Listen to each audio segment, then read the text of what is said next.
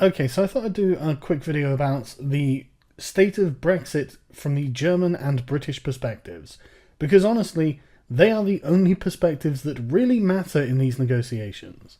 So, Remain in Britain are plummeting, which is good, because the decision has been made and they need to just move the fuck on. Analysis by the Financial Times suggests that ahead of the general election, the electorate can be split in three groups, one of which are referred to as the hard leavers and represent those who want out of the EU, 45%, and I'm in that. However, the Remain camp is split in two, the larger group being those who voted to remain last summer, but now think the government have a duty to take Britain out of the bloc known as Relievers, which is 23%. That leaves 22% of voters being hard Remainers, who want to try and stop Brexit by any means necessary. No, they don't say that. The Financial Times refers to the big lake made up of Leave and Relieve voters and a much smaller Remain pond. This is basically what I've noticed from the country as well. Whenever I've spoken to anyone in anywhere, in fact, whenever I've travelled, whenever I've spoken to people in, say, London, Swindon, Oxford, Cambridge, places like that, which is places I've been recently, and I ask people who live there, and I want to know. And I've generally found that there are some hard Remainers, but they are at the point where they're kind of accepting and coming to terms with reality. I'm sure that there are more sort of progressive bubbles around the country in which they're still frothing at the mouth, but the Remainers that I've spoken to personally seem to understand that this is going to happen, and so they've just kind of resigned themselves to it, which is good, because it is going to happen and they should just get used to it. Also, the important thing here is, in fact, I'll show you why this is important a little later on in this video, but that was just something I thought worth pointing out. In fact, this is worth pointing out because this is a fault line in our bargaining power. I'll explain later. So, the Telegraph says there's been a surge in Britain seeking German citizenship post the Brexit vote. Apparently, this surge is in the hundreds. So this isn't, 500 applications in 2016. It's nothing. It's tiny. It's not worth reporting on. So, The Guardian put this article out saying, Germany needs a strong EU. Why would it allow Britain an easy Brexit? Now, this basically echoes what I've been saying and what Yanis Varoufakis said, that in the minds of the EU leaders, this is an existential crisis for the EU. They need everyone in the EU to be on team now, on side, to be understanding that this is now a competition between Britain and Germany, and you have to choose who you're going to back. They say, Britain has long misread the German attitude to Brexit, with many Tories wrongly assuming that Angela Merkel's government will be driven by economic self-interest to ensure that Britain gets a good deal. That's, if they do believe that, I'm not aware of any that do actually, but then I don't really pay attention to sort of Remainer types. But I'm sure there are Tories who think this, and they are flat wrong. That is not an overarching concern for Germany. It's a huge concern for certain segments of Germany's industry and for segments of its population, but it's not a concern for the common good of Germany. And the common good of Germany is intricately tied into the common good of Europe, the EU, obviously. And so it's more important for Germany, for the EU to survive, than it is for German car industry to survive. That's basically the easiest way to envisage this. And I do think that Merkel understands this, and I do think that she is quite happy to sacrifice their car industry on the altar of the European Union. Whether that is a wise decision in the long run is a completely different story. She may end up going down in history as the German Thatcher for what she did to the German car industry. But who knows? This is all incredibly speculative. But anyway, Germany has sunk untold numbers of billions of euros into the European project. They cannot afford to let this fail. This will be a huge setback for the German effort to Germanize Europe, and that is, in a financial sense, what they're doing. This is why when British lords and negotiators went over in the 90s to talk about the euro, They came back with horror on their faces, saying, "No, this is a German plot to take over Europe," because it is financially. It's institutionally take control of Europe rather than sending armies, because for some reason the Germans just can't stop themselves. But that's fine, because we don't have to be a part of that. They can take over Europe. Europe can surrender to Germany if they like. We don't have to do that. So in Berlin, there is some optimism that a larger parliamentary majority will make May an easier negotiating partner to deal with. She will, of course, be better placed to resist pressure from opposition parties in the House of Lords for a softer Brexit, but also face down the Eurosceptic right of the Tory party, who could try to veto any compromise she might do with the EU in order to strike a deal. I don't think May is going to strike deals that are disadvantageous to Britain. I think she has a very good working knowledge of power politics, and I think that she understands what will happen to the country and her legacy, her reputation, if she essentially cucks for Germany. I don't think she's going to do it. That's why she's taken such a hard and consistent stance on the no deal is better than a bad deal. Because it is. It's definitely... I mean, it's going to be painful either way, but it would be shorter and sharper and easier to recover from if it was no deal. We can move forward after that and figure out what we're going to do afterwards. Being trapped in an agreement that is disadvantageous would effectively be like a slow cut that would bleed out and never heal. And before you know it, you've lost a good few pints of blood and you're weak and you're in a much worse position than you were to take a good smack to the face and then reel back and give them a smack in return. This is where we start to see the weaknesses of Germany in the EU, though. Britain, like Germany, is a net contributor to the EU budget. They fear that Brexit will weaken the EU's foreign and defence policy. Honestly, I would be more worried that it would weaken the EU's internal ability to deal with the financially failing states that it is propping up around the Mediterranean. That would be my major concern, because Brexit has become another issue, and it's looking like it's going to come down to the wire again. So it's just one of those things that is going to keep rearing its head until the Germans can Germanize Greece, which I can't imagine the Greeks are going to be very thrilled about at all, and will probably resist with every inch they've got, metaphorically. So who knows when it comes to that. But this is one thing that I think a lot of people forget. It's the EU is being propped up basically by France and Germany and Britain.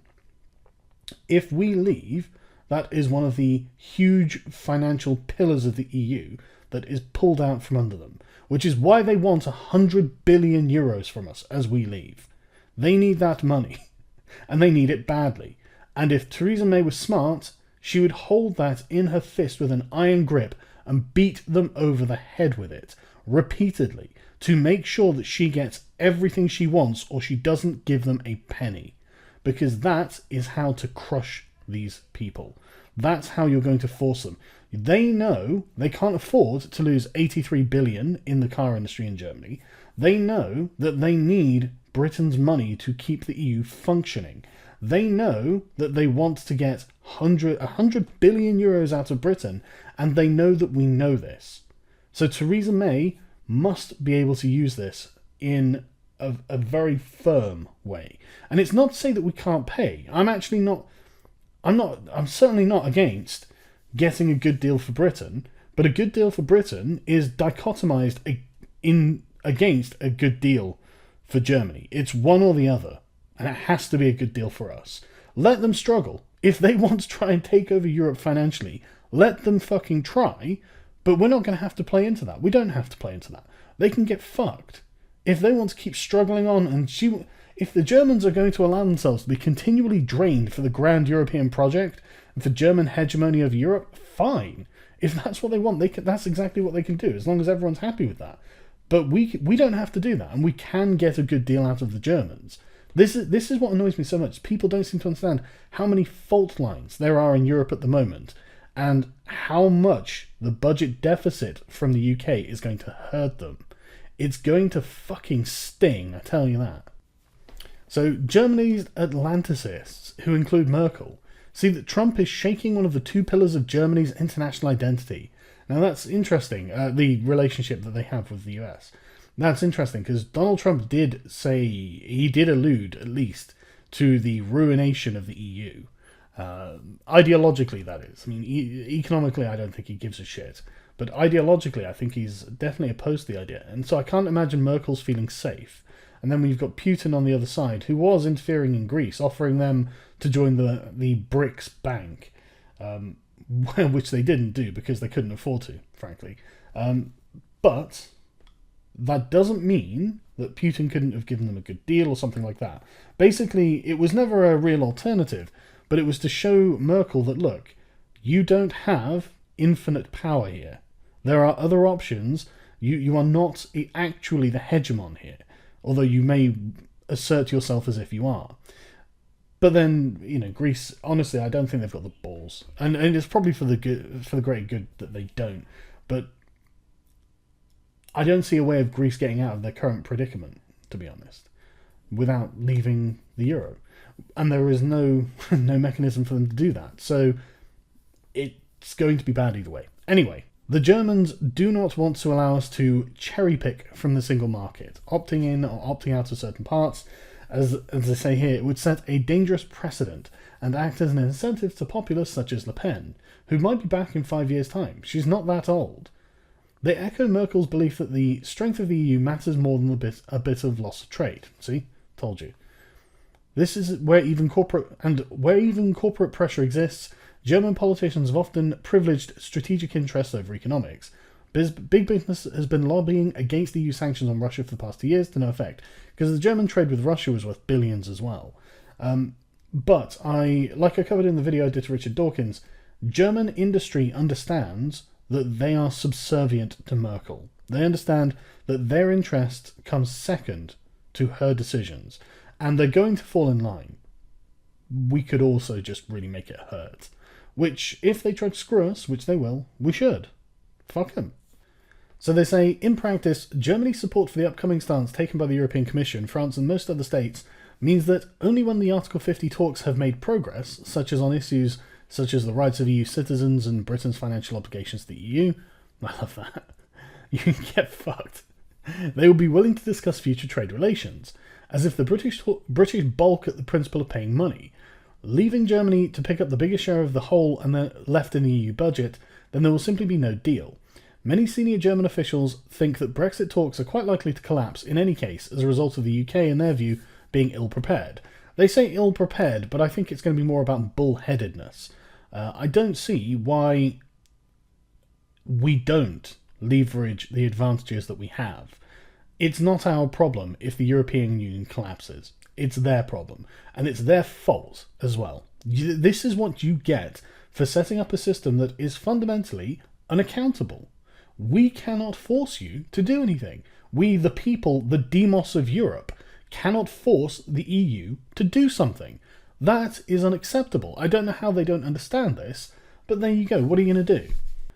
They say that the British want a quick deal on the rights of EU nationals in the UK and vice versa, but seem unaware of the legal and technical complexities involved.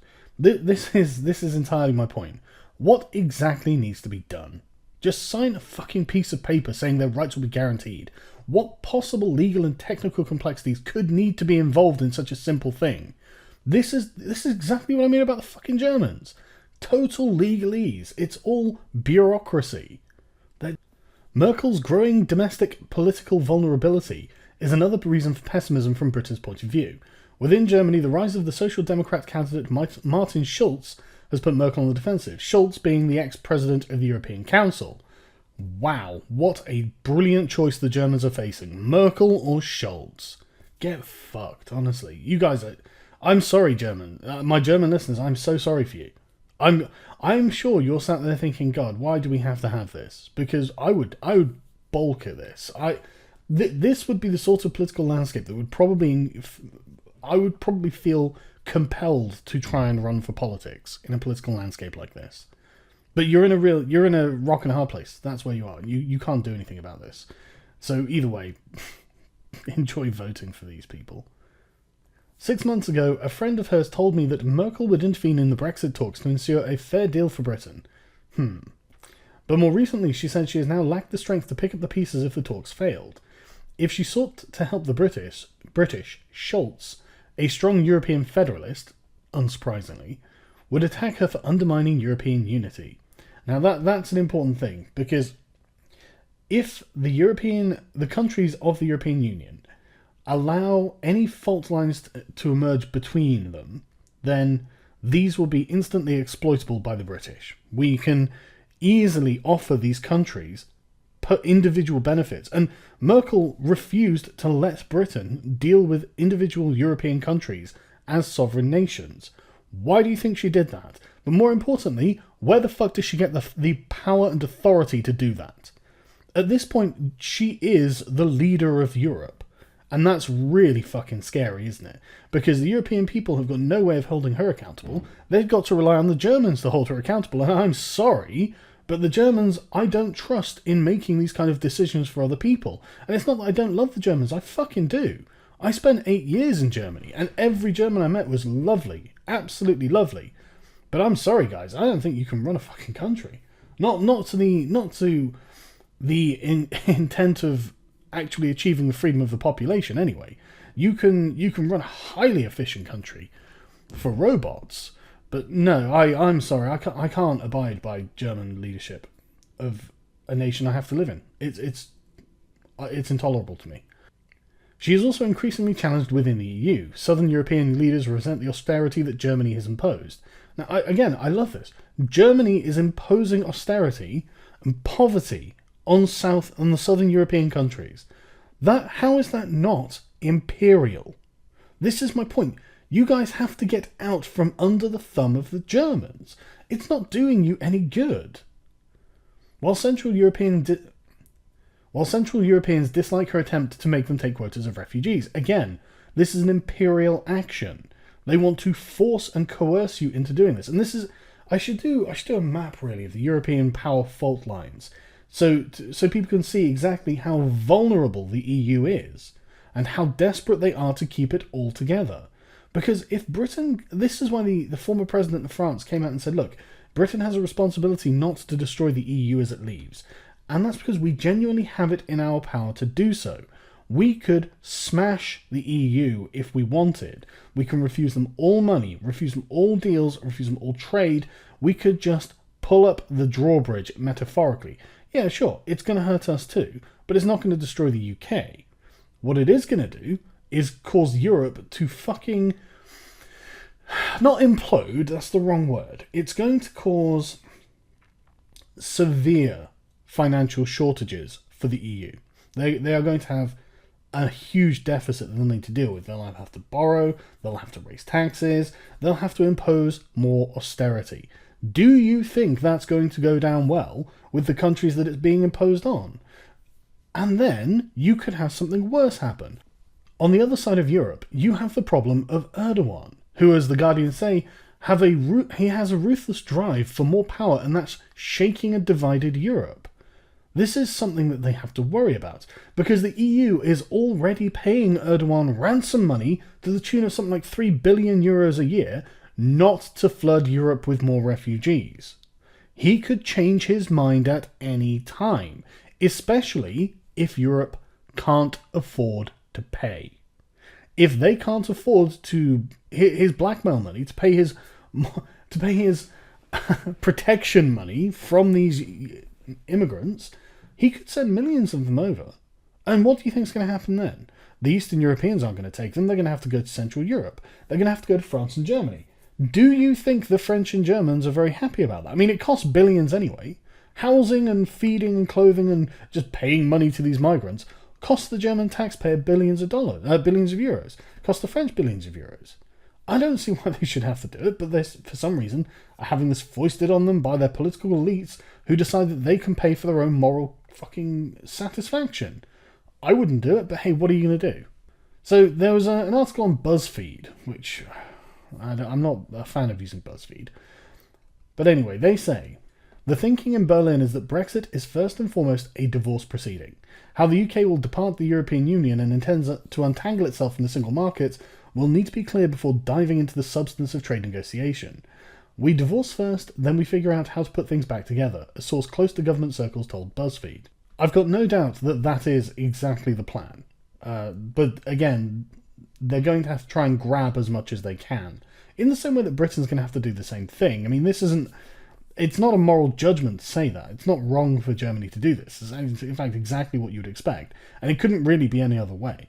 They say that Brexit is mostly described by Berlin as a lose-lose that damages the UK, Germany, and the rest of the EU. That's true. Everyone is going to take a hit from this, but the question is who takes the biggest hit, and who can afford to take the biggest hit? As in, who's going to be left standing after all of these blows have been thrown? So keeping the EU together and the remaining 27 member states united is what is most important to Merkel. Again, as I said, this is an existential crisis for the EU, and they know it. A think tank close to Merkel's Christian Democratic Union said to BuzzFeed News, Germany will not budge on this. We will work with the other 26 member states in order to move forward, but we'll be careful not to avoid any attempts to divide member states through bilateral approaches.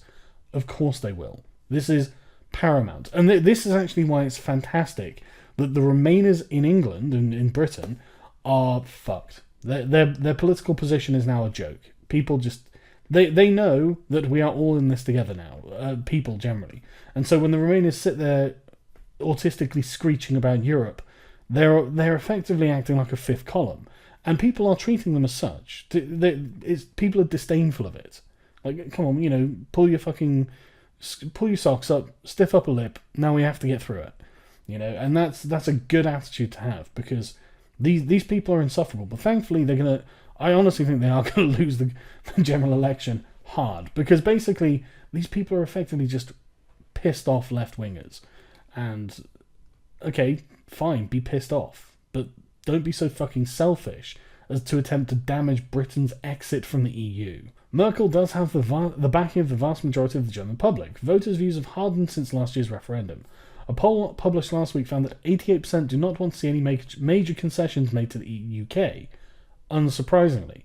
And believe it or not, I'm sure that people in Britain don't really want to see major concessions made to the EU either. We're coming to a point where it's going to come down to the wire, and it's going to be hard fought. She met with the Prime Ministers of the Czech Republic, Slovakia, and the Republic of Ireland. When Merkel meets the EU's other leaders, she is said to remind them that Brexit is not the most important issue the 27 have to deal with. The focus should firmly remain on the EU and its future, as well as other matters like defence cooperation, Eurozone reforms, and the migration crisis. I love this. The continuing march towards a federalised European superstate, instead of worrying about the potential death blow that superstate could end up suffering from in Brexit. Because, the Czech Republic, Slovakia, and the Republic of Ireland, they aren't net contributors to the EU. These are countries that are dependent on EU money. So I got up a quick chart just to show you the kind of precarious position that the EU is in when it comes to budgetary contributions. You can see how Germany and Greece are at loggerheads here. Same with Poland, and though Spain and Portugal are also huge deficits for the EU. The UK is the second biggest net contributor to the EU. When we leave, they have problems. I don't know how else to explain this. Look at that graph. Just look at how weighted that is. If the UK leaves, everyone else has to pick up the slack. Or they don't get their investments in the weaker countries. And if the weaker countries aren't getting their investments, if Poland's not getting all their money, why would they stay?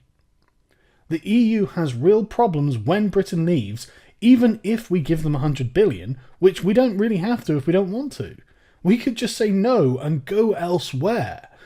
You have to understand how much fucking power that is.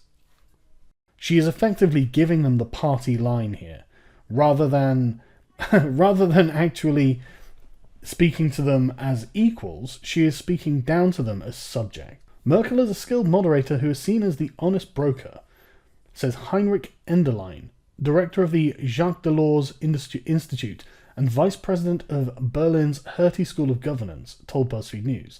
But there will be no compromising on Brexit. There we go. Now it becomes a game of chicken. So they say the lens through which to understand Berlin's position on Brexit and the EU is at large. They say the lens through which to understand Berlin's position on Brexit is the EU at large. Germany views its position and actions in Europe as being those of one, albeit influential and consequential, among 27 member states. Yeah, but Germany doesn't see them as a relationship of equals. This is a hegemon talking down to the satellite states. These states are dependent on Merkel and Germany, and they are also afraid of Merkel and Germany and the decisions that she might make. This is why she has been so insistent on saying, right, unity at all costs. But I like this a lot. And this I think is very interesting for the continental mindset, which is very much methodical, step by step, and demands a cohesive plan before moving forward. The fact that Britain didn't have a plan for Brexit was a formative moment for the Chancellor that for 10 years worked so hard on cohesion in the EU. There is, of course, the acknowledgement that it won't be a walk in the park, and that unity will not be taken for granted. Nobody wanted Brexit, but Merkel doesn't have to spend too much time thinking about it. She knows that the 27 have the stronger arguments, and will be well aware of the difference in negotiating resources between the UK and the EU. Brexit doesn't keep her up at night. Well, I fucking doubt that. I can't imagine she slept a wink since the Brexit vote, because this is dangerous for her, and she knows it. I imagine that to find that Britain doesn't actually have a plan for Brexit is far more scary for the Germans than it is the British. We are used to not having plans. We are used to thinking on our feet. We are confident in that regard. But the Germans, as a culture, are not. They are institutionalists. They like to have plans. Britain is happy to not operate with plans and see where the winds take us. And it's just part of the national character. But that plays to our advantage and not theirs. Of course, I mean, it's not a huge advantage or anything, but it's just one more straw on the camel's back. In draft guidelines circulated last month, 27 member states made it clear they want this first stage of talks on guaranteeing the rights of EU citizens living in the UK, as well as those of Britain living elsewhere in the EU, and to agree to a methodology to calculate the UK's EU budget and financial commitments. That's interesting. It's an interesting place to start, because, again, they are asking for things from the UK. These are things on which Theresa May can leverage influence. And if they're not prepared to compromise at all, I mean, these talks just break down in these opening stages. If they sit and go, right, we want to calculate like this, and Theresa May says, okay, but in order for us to calculate it like that, you are going to give us X, and they refuse and they can't do that, then that's their requests from Britain already scuppered. They are going to find themselves in a severe predicament where Britain doesn't agree to pay or even calculate the amount that they think should be paid in the way that they want to calculate it. Again, I mean, all of this ends with Britain taking pain, but it also involves the European Union taking pain. And in my opinion, I think it's worse. So the World Economic Forum put out this article, which I think is very interesting. I also don't think it's entirely honest, but it does tell us a few things. So, while the European Commission officially conducts the talks from the EU side, the governments of the EU member states will want to stay deeply involved, given what is at stake. The many people expect Germany to take a prominent role in these talks, which they of course will, and this role will be shaped mainly by the interests of its powerful exporting companies. This author, Katinka, thinks that these assumptions are wrong. For most Germans, Brexit doesn't really matter very much. Even Europe as a whole hardly features on the list of German preoccupations at the moment, nor is Brexit a big issue in political circles. I don't think that's an accurate analysis. I can't imagine. I mean, I'm very interested as to what they say the list of German preoccupations are. Right, terrorism, political extremism. I can't read the rest of these German things. But these are the problems for the average German. And, of course, they are completely different from the German political class. The average German... You can't expect the average German to have the same concerns as the German political class will have. But the average German isn't thinking about the territorial integrity of the EU in the same way that Angela Merkel is. And I think that's what is fundamentally not... This is what's caused the lack of accurate analysis here. So they say that German business is another matter. The British government is right to say there's a lot at stake for the German economy. In 2016, Germany exported 86 billion euros worth of goods to the UK, while imports from the UK were less than half of that. Some 750,000 jobs in Germany are said to depend on exports to the UK. Imagine if Theresa May said no deal. That's 750,000 Germans who suddenly need new jobs. 2,500 German companies are active in the UK, having invested 120 billion euros here. This is why I'm saying, look, they can't, and that's the point. Merkel will sacrifice this if she has to, and that's really going to cost the Germans. I mean, whether I would be amazed if there weren't severe political repercussions if she did this. See, I find this very interesting because after saying that Brexit wasn't really a big deal, she then goes on to say, Merkel's priority is to keep the EU 27 together and protect the EU's achievements. Speaking to the German Employers Federation in 2016, Merkel explicitly asked their assembled business leaders to put the sanctity of the single market above their individual business interests. She needs them in line, and it may end up killing their businesses, and yet they'll do it anyway. Because they have to. For the sanctity of the EU, for the integrity of the EU, they have to do this. Many EU experts say that the Brexit talks may well be the most difficult set of negotiations the EU has ever faced. To complicate matters further, there will not be one set of negotiations, but several, between the EU members and the EU Brussels institutions. For the European Commission and Parliament, the Brexit negotiators will form part of a broader struggle to preserve their traditionally prominent role in EU policymaking. Among the 27, although the remaining EU countries look firmly united in the run-up to the negotiations, each country has different priorities and red lines when it comes to Brexit. Moreover, Brexit talks will be mixed up with wider debates about the future of the EU. For example, about a multi-speed EU or EU migrants' access to national social security systems. So this is what they've linked to about the taming of Brexit. In the UK, impacts would be visible on household companies, markets and policymaking. Outside of the UK, investors and exporters doing business in the UK will be negatively affected through currency depreciation, -5% on average, slowing domestic demand and a rise in insolvencies. Looking at trade and investment relationships, the EU countries which are expected to be the most affected are the Netherlands, Ireland, Belgium, and a moderate impact on the Eurozone GDP. They expect it to go down.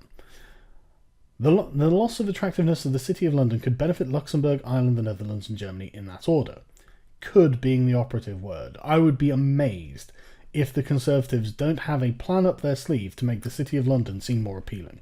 I certainly would if I were the Conservatives. In fact, I would actually be looking at this thinking, right, maybe I could steal business from them by making London a better trading city. That's why she was threatening. That is why she was threatening to make Britain an offshore tax haven. I keep saying this, she has cards up her sleeve, and the left have no fucking idea what they're talking about. They don't understand power politics at all, basically. So, no, the cliff edge scenario is still possible yet unlikely. It would come from either a lack of transition deal in 2019 or final extreme World Trade Organization's status in 2021. In both cases, disruption in trade flows will have significant negative impact on the UK and the EU. Overall, GDP would fall by -1.2% in 2019 and remain in recession until 2021. For UK exporters, the losses could amount to £30 billion in goods and £36 billion for services. Note that that's not as much as they're asking for simply leaving at £100 billion. For the rest of the world, 2019 could be a particularly costly year for exporters in Germany, the Netherlands, France, as the pound loses another 20% in tariff supply. It can hit everyone, but again, 60 billion or 66 billion for the UK is not as bad as it could be. I mean, admittedly, that's probably. They say losses could amount to, so that makes it sound like it's in total. But maybe that's just for the year. In the long run, even with a limited FTA agreement, Brexit does mean a GDP growth average of 1.3% of the UK, below its pre-Brexit average of close to 2%. That's true. Yet, stronger yet one-sided trade, monetary or fiscal policy boosts will only have limited positive effects.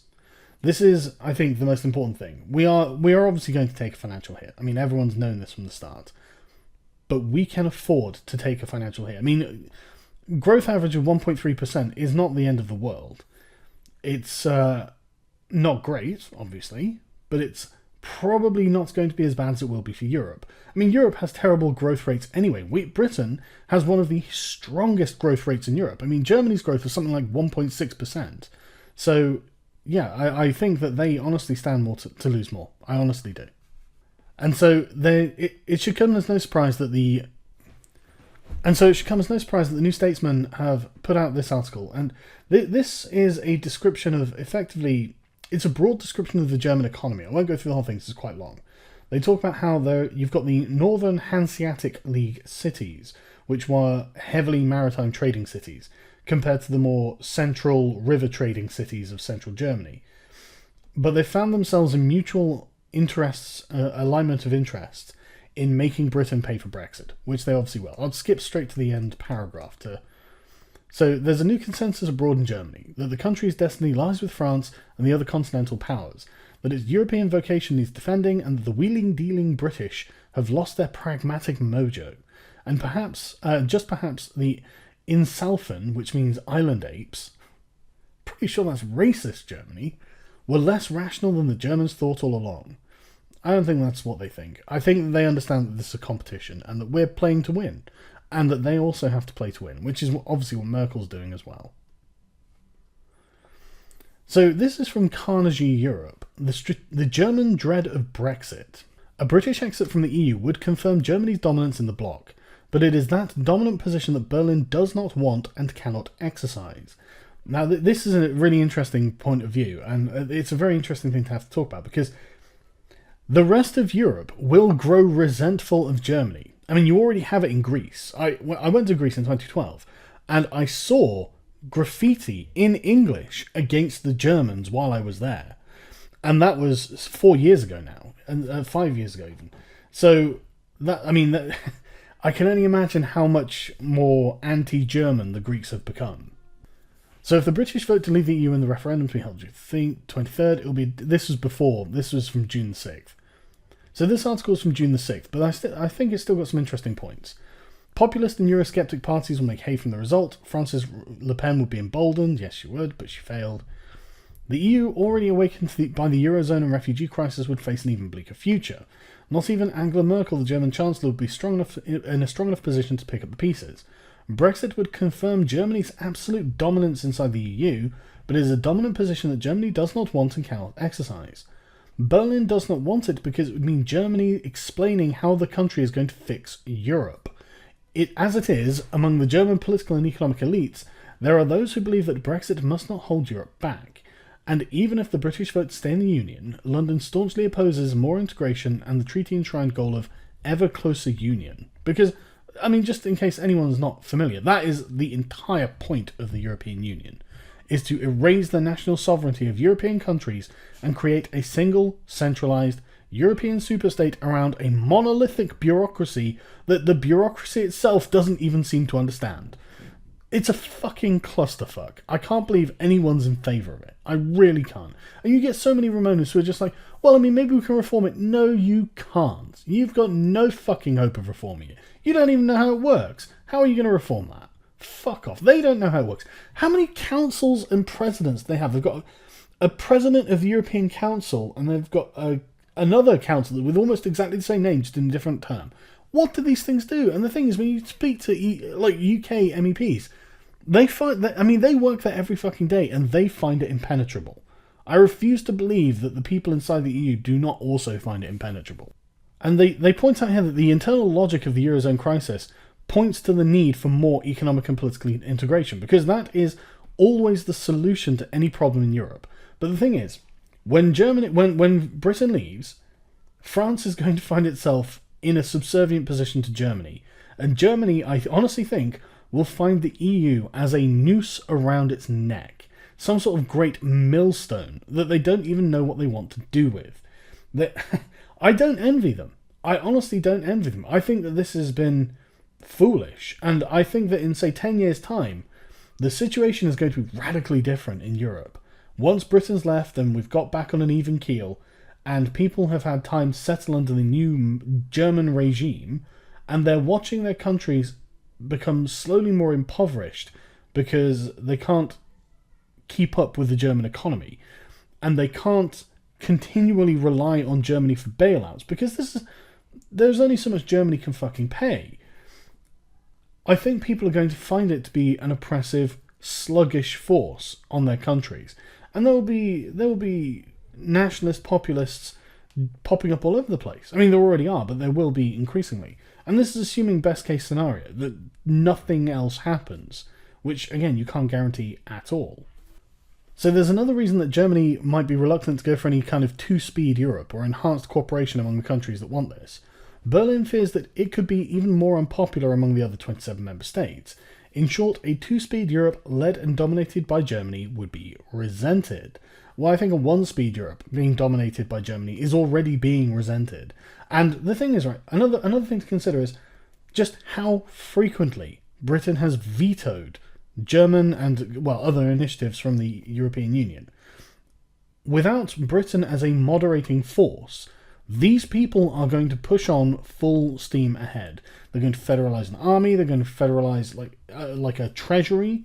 They're going to they are eventually. I mean, and this was another great point that was made by, who was it? Was it Daniel Hannan? I can't remember who made the point.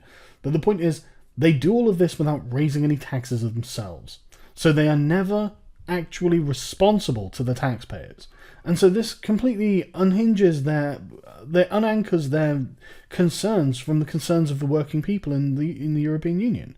They have no one that they actually are held accountable to. And so they're going to continue making these fucking stupid fucking suggestions and initiatives, and they're going to carry on until people are furious, basically. This article carries on talking about the already existing resentment towards Germany, and there is a huge amount. I mean, they talk about the refugee crisis, growing Euroscepticism in Italy, and big non-Eurozone countries like Poland would dread the idea of Europe at different speeds if there wasn't enough of an a la carte system already in place. I mean, Poland is looking more and more Eurosceptic by the day. Honestly, I think one of the main reasons that Poland's still in it is because the EU gives them money. Lots of money. And I honestly think that's one of the main reasons. Unsurprisingly, Scholz is promising to be tough at the Brexit talks. This is a talking point in German politics as they're coming up to their elections. Scholz, you're a prick. Get fucked. He's vowed to take a hard line in negotiations over Britain's departure from the EU, as one way of trying to build support among one of Europe's strongest pro-EU electorates. Scholz's comments indicate how Britain's departure from the EU could become a hostage to fortune in domestic rows across the continent. Well, good luck, is all I'm saying, because I honestly think you're going to have a severe problem. But I think that's probably about all I have to say for now. I just really wanted to get these thoughts off my chest. So basically, if you're a Remainer, you can take this away.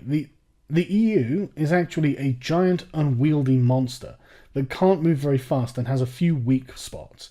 And Britain is a remarkably light and nimble navigator in this situation and can easily circumvent it on certain issues in which it's reliable, in which it's actually relying on Britain to not do things and just jab into those fault lines. And that can cause incredible pain for the giant. And it could eventually cause it to fall over and collapse. So Britain is not actually, I mean, worst case scenario, Britain takes a bit of pain. Britain isn't going to get destroyed. But worst case scenario for the EU is that the whole thing comes tumbling down.